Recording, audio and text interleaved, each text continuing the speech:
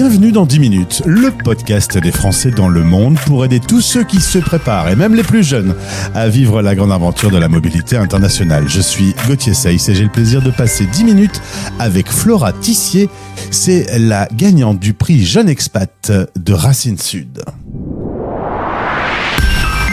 10 minutes. 10 minutes. Le podcast des Français dans le monde. Magie de la radio, Flora, je t'amène avec les odeurs de l'Occitanie, les goûts de l'Occitanie, alors que tu es dans un endroit dans le monde où il fait bien froid en ce moment, au nord des États-Unis. Bonjour, bienvenue.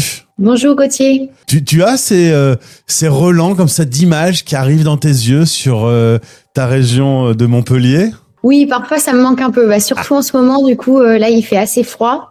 C'est tout blanc, donc oui, souvent j'appelle mes parents, mon frère, ma sœur en vidéo et puis je leur demande qu'ils me montrent un peu le paysage ou même ma chambre des fois quand ça me manque. Et quand tu reviens 2 fois par an, tu te jettes sur la gastronomie française? Oui, après ça va, j'ai quand même pu trouver des bons produits ici et je cuisine tous les jours mes repas. J'appelle souvent ma grand-mère pour avoir des idées de recettes ou à quel degré il faut que je mette le four. Mais je dirais qu'une des choses qui me manque le plus française, bon oui le pain forcément, mais surtout le saucisson.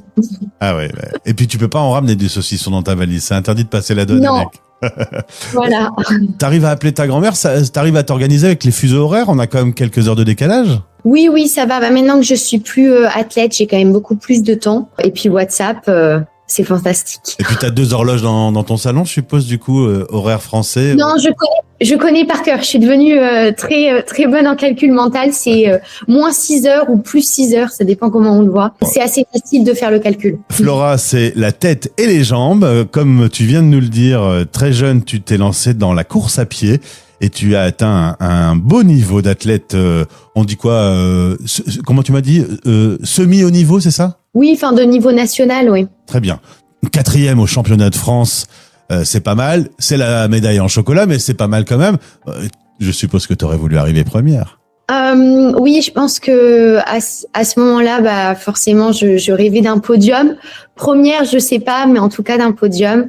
Ça aurait été une belle manière de récompenser aussi mon coach qui m'a accompagnée depuis toujours, Gilles Garcia, et qui est en fait parti à la fin de cette saison-là. Mais bon, on ne sait jamais, peut-être qu'un jour je reprendrai la course à pied et que j'aurai cette médaille dans les années vétérans. Je te le souhaite.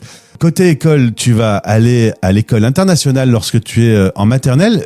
Tes parents voulaient vraiment que tu apprennes l'anglais. Ils avaient l'impression que ce serait une arme utile pour toi. Oui, donc en fait, mon papa travaillait à IBM à l'époque et il ne parlait pas du tout anglais. Ma maman aussi, en fait, ils m'ont toujours dit, l'anglais c'est le futur, ça t'aidera quand même beaucoup dans la vie. Donc ils m'ont mis dans cette école internationale en maternelle, puis ils m'ont remis en primaire dans une école standard pour apprendre du coup à 6 ans à parler français. Mais je pense que c'est toujours resté dans un coin de ma tête et que c'est comme ça que j'en suis là aujourd'hui. Tu as grandi à Pérols, ça sonne bien, le sud de la France.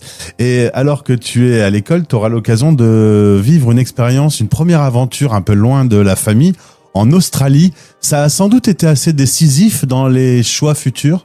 Oui, quand je suis partie en Australie, j'avais donc 16 ans et je pense que moi j'ai été impressionnée par justement cette balance entre le sport de haut niveau et les études où en fait t'as cours le matin, tu peux faire du sport l'après-midi, t'as du temps libre personnel pour aussi te développer en tant qu'humain. Et quand du coup j'ai des coachs qui m'ont envoyé des messages sur Instagram en fait, oui, est-ce que Flora t'aimerais venir étudier et courir pour nous aux États-Unis? Je me suis dit oui, allons-y. Allez, à 18 ans, tu prends ta valise, ta seule et unique valise, et tu arrives aux États-Unis dans une université. Alors, c'est vrai que le sport à l'université en Amérique, c'est une autre culture. On n'a pas tout à fait ça en France.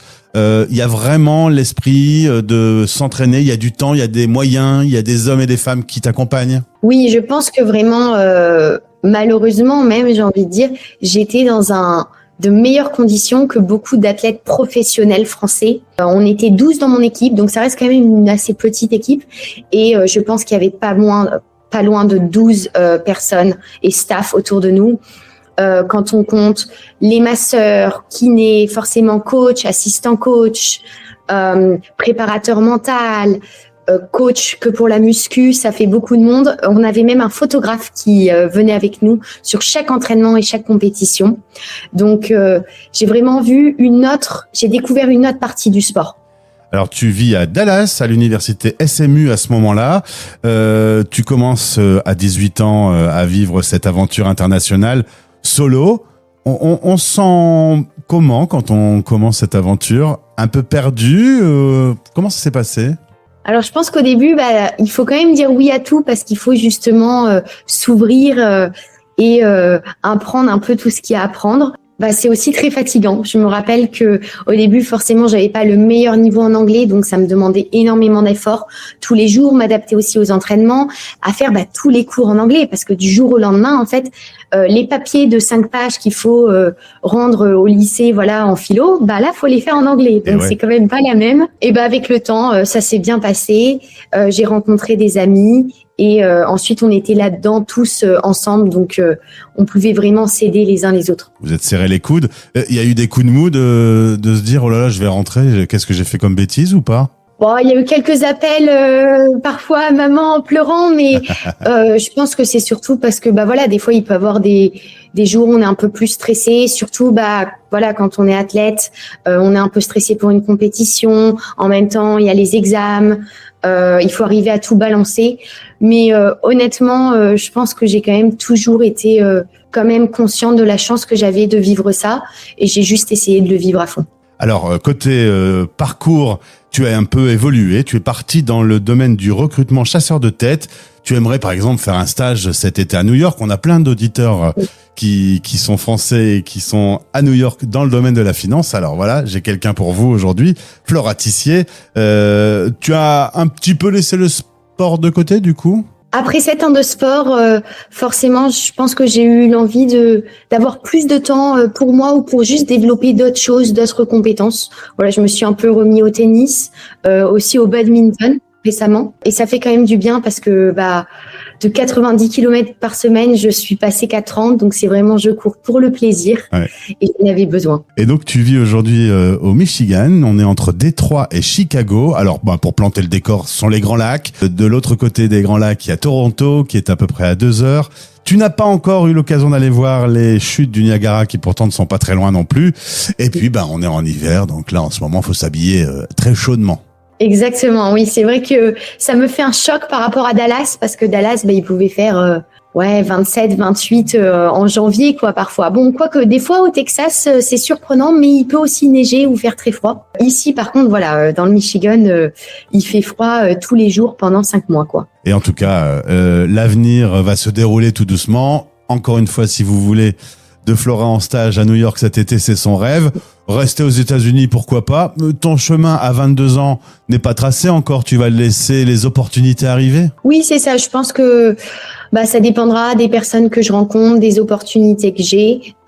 Pour l'instant, je m'occupe de faire mon stage, de terminer mes études.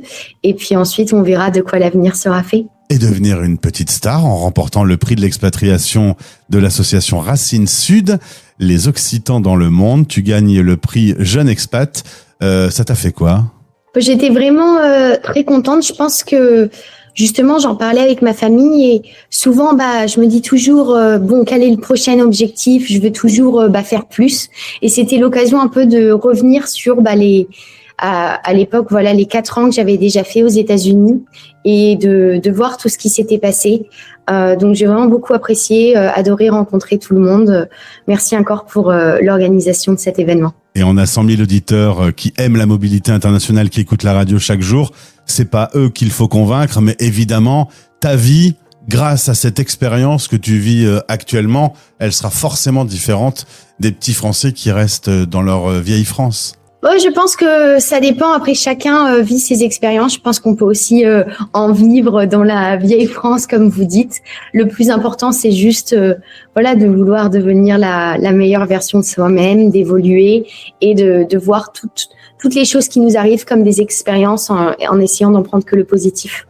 Eh bien Flora, merci pour ce témoignage. Je te prépare un petit Ricard avec un petit saucisson pour qu'on puisse en profiter tous les deux, en visio malheureusement.